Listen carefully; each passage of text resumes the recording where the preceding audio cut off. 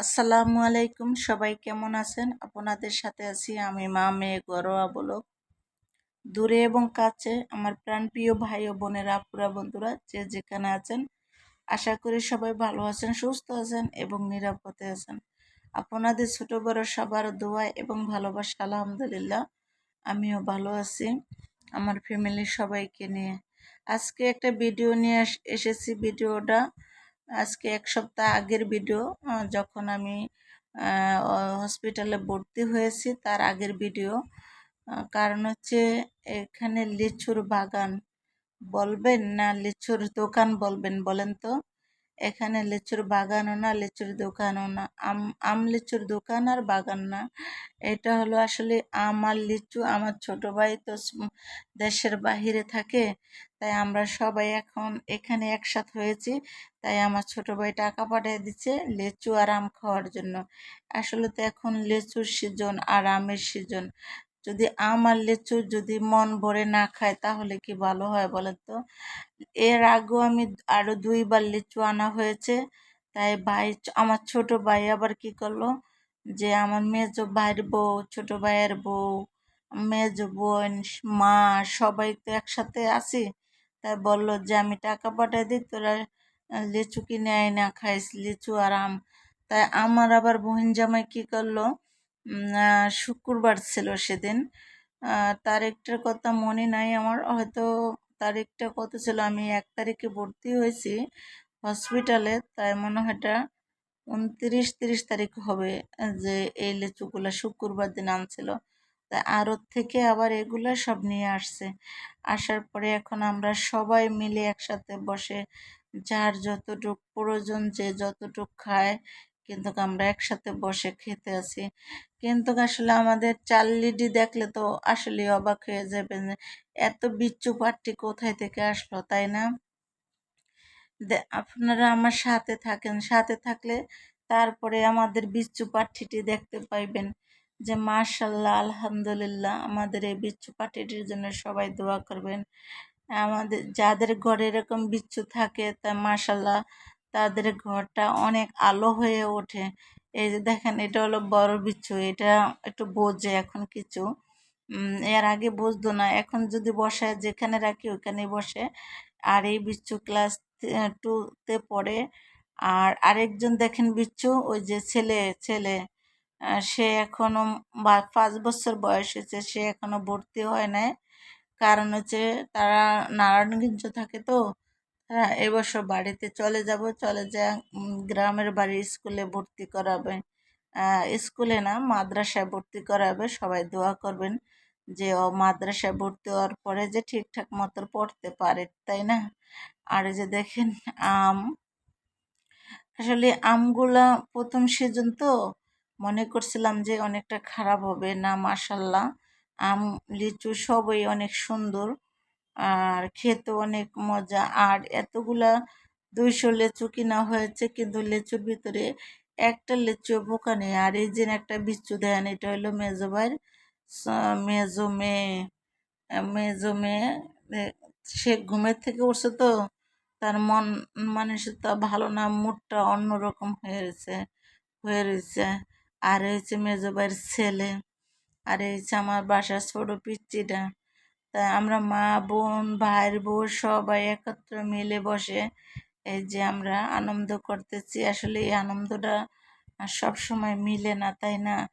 আর যেহেতু সবাই মিলে এরকম আনন্দ করতেছি, যদি আমি একটু ভিডিও না করি আর ক্যামেরা বন্দি না করি তাহলে কেমন লাগবে বলেন তো?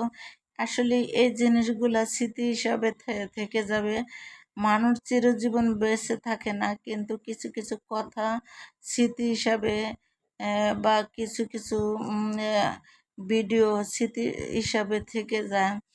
দেখেন আমি আমগুলা দেখতেছি যে আমগুলা কেমন হবে। তারপরে দেখলাম যে মাশাল্লাহ, আমগুলা কিন্তু অনেক ভালোই হয়েছে। আসলে দুঃখের বিষয় একটা জিনিস হলো কি জানেন, শুক্রবার দিন যেমন আম আনছিল, 30 তারিখ ছিল না, 31 যাই হোক মনে নেই, শুক্রবার দিন আনছে, এটুকার কি মনে আছে। শনিবার দিন 1 তারিখে আমি যাইয়া হসপিটালে, আমি কিন্তু ইচ্ছা ভর্তি হওয়ার নিয়ত করে আমি হসপিটালও যাই নাই। আমার যে রিপোর্টগুলা দিছিল, মানে অনেকগুলা টেস্ট দিছিল, টেস্টের রিপোর্টগুলা পেয়েছি। আমারে বলছে শনিবার দিন রিপোর্টগুলা আইনা দেখাইও। তখন ম্যাডাম জিব্বায় কামড় দিয়ে বলছে যে তুমি 24 ঘন্টার ভিতরে তোমার অপারেশন করতে হবে, আর একদিনও লেট করা যাবে না, তুমি এখন ভর্তি হও। তখন আমি বললাম যে ম্যাডাম, আমি তো ভর্তি হওয়ার এরকম কোনো প্রিপারেশন নিয়ে আসি নাই, আমি তো শুধু রিপোর্ট দেখাইতে আসছি। এ কথা বলছি মাত্র পরে বলল যে না, তাহলে তোমার 2 ঘন্টা সময় দিলাম, বাসায় যাইয়া তোমার বেডিং পত্র নিয়ে তুমি 2 ঘন্টার ভিতরে এসে তারপরে তুমি এই যে ভর্তি হয়ে যাও। এখানে আমার মা আছে, দেখছেন তো আমার মার হাতেও লিচু। তারপরে কি ভাগ্যের পরিমাণ, কিন্তু আমি আর করলাম আম খেতে পারিনি, কারণ হচ্ছে আম তখন তো এক 1 তারিখে ভর্তি হয়েছি, এর বিকাল 4টা বাজে তখন ভর্তি হয়েছি। 2 তারিখে তো আমার সকাল 9টা বাজে ওটিতে নিয়ে গেছে। 9টা বাজে নিয়ে গেছে, 11:30 বাজে, 12:30 বাজে আমার ওটি থেকে বের করছে। আর বের করার পরে তো আমি অবজেশনে কি বলে ওই রুমে ছিলাম। থাকার পরে তো আমি পুরা, আমার কোনো চেঞ্জ ছিল না। রাত্র 3টা না 4টা বাজে আমি জ্ঞান ফিরেছে। তখন আমি পাশে দেখতেছি আমার মা দাঁড়ায় রাখছে। আমার মানে হাত, মানে আমার শরীরে ধরছিল মনে হয়। ধরার পরে চোখ মেলা দেখে আমার মা দাঁড়ায় রয়েছে আমার পাশে। আসলে দেখে তো অনেকটা খারাপ লাগছিল যে আমার মা আছে বলে আমার কাছে দাঁড়ায় রয়েছে। মা ঘুমায় না, আর আমার মেয়েও ঘুমায় না। এই সারা রাত যতক্ষণ পর্যন্ত আমার জ্ঞান না ফিরছে, ততক্ষণ পর্যন্ত আমার মা, আমার মেজো বোনের হাজবেন্ড, আমার মেয়ে আর আমার বোনের মেয়ে কোনো ঘুমায় নাই। সারাক্ষণ ওইখানেই দাঁড়াইয়া থাকছে। যেহেতু 11:45 আমার ওটি থেকে বের করছে। বের করার পর থেকে ধরেন দিনের 11:45-45 ওটি থেকে বের করছে, তাহলে মনে করেন যে রাত্র আমি 3টা বাজে, 3টা 3:30 বাজে আমার জ্ঞান ফিরছে। তো এই পর্যন্ত কি আমার মেয়ে বা আমার মা, আমার আত্মীয় স্বজন, তাদের কি ঘুম হয় বলেন তো? ঘুম তো হয় না। যাই হোক, উপরে আল্লাহ আমাকে যা করছে ভালোর জন্যই করছে। আমি আপনাদের দোয়া এবং ভালোবাসায় আমি যে ফিরে আসতে পারছি, এটি আমি আল্লাহর কাছে লাখো লাখো শুকরিয়া আদায় করি যে আমি সুস্থ হয়েছি। সুস্থ বলতে এরকম এখন বর্তমানে বোঝেন তো যে একটা অপারেশন করলে মানুষ কত সুস্থ থাকে তাড়াতাড়ি, বেশি তো আর সুস্থ থাকতে পারে না। সুস্থটা এসে গিয়ে আল্লাহর নেয়ামত, কিন্তু এখন আমি কোনো কাজ টাজ করতে পারি না। আমি উঠে দাঁড়াইতে পারি না। উঠে দাঁড়াইলেই মনে হইতেছে আমি পড়ে যাই, এরকম মনে হইতেছে। আমারে ধরে ধরে যেমন করে। আর যে দেখেন, বললাম তো যে আমার যে এই যে বিচ্ছু পাট্টিটি, এই যে দেখেন আরেকজন বিচ্ছু পাট্টি আছে, মনে করেন তারা খাওয়ার চেয়ে বেশি খুশি মানে এটি নিয়ে দুষ্টামি করাটা। এই যে ছোট বিচ্ছু তো কিচ্ছুই খায় না। আর আমাদের বিচ্ছুদের নামটি জানতে চাইলে আমি বলে দেই, আগেই বলে দেই। এই বড় মেয়ের নাম হচ্ছে রোজা, ছোট মেয়ের নাম হচ্ছে রাফা, আর ছেলের নাম হচ্ছে আহ, ছেলেটার নাম কি আসলে, কি বাইস্তার নাম আসলে আমার মনে থাকে না, রাফসান। বড় ছেলের নাম রাফসান, মেজো মেয়ের নাম রোজা, আর ছোট মেয়ের নাম হচ্ছে রাফা। এই মেজো ভাইয়ের বোর এই 3 বাচ্চা, এই 3 বাচ্চা। আর ছোট ভাইয়ের বোরের বাচ্চা নাই, বিয়ে করে ভাই চলে গেছে বাহিরে, তাই আর কি। আর এই যে দেখেন, আসলে এই জিনিসগুলো যদি স্মৃতি হিসাবে থেকে যায়, তাহলে আসলে বাচ্চারাও বড় হয়ে বলবো যে না, আমাদের ছোটবেলারও কিছু ভিডিও আছে বা ক্যামেরা বন্দি করা আছে, যে আমরা দেখে অনেকটা আনন্দ পাবে। আর এই হচ্ছে আমার মেজো বোন।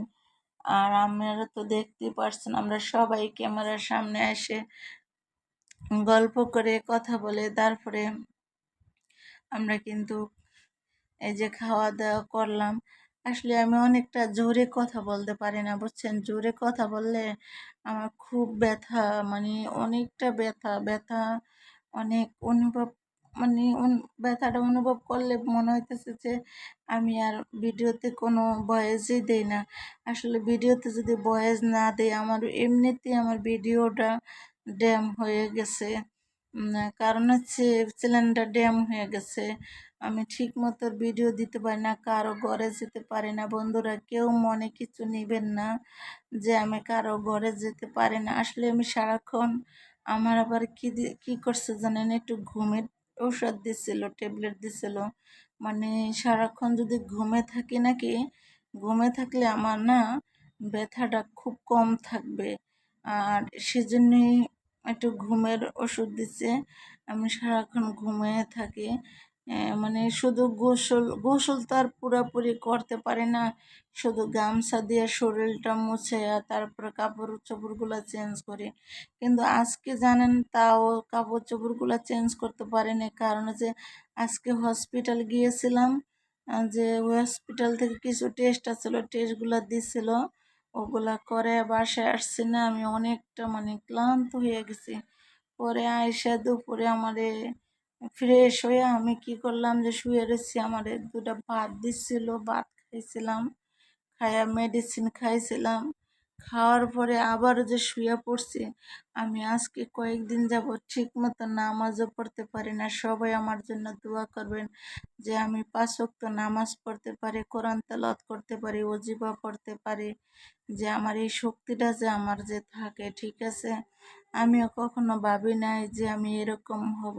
আমি কিন্তু 14 মাস আগে একবার অপারেশন করেছিলাম, এই অপারেশনটাই করেছিলাম। তারপরও দেখেন যে আবারও ভাগ্যের কি পরিণামে আবারও সেই অপারেশনটা করতে হয়েছে।